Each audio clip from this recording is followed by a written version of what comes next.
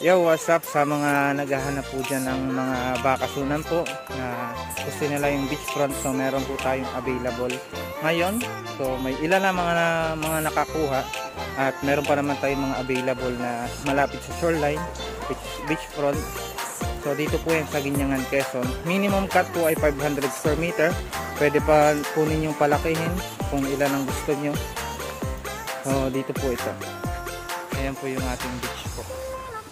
So dito po lang po ito sa Guinangan, Quezon. So bali nasa 20 minutes lang po ang biyahe niya mula sa town proper.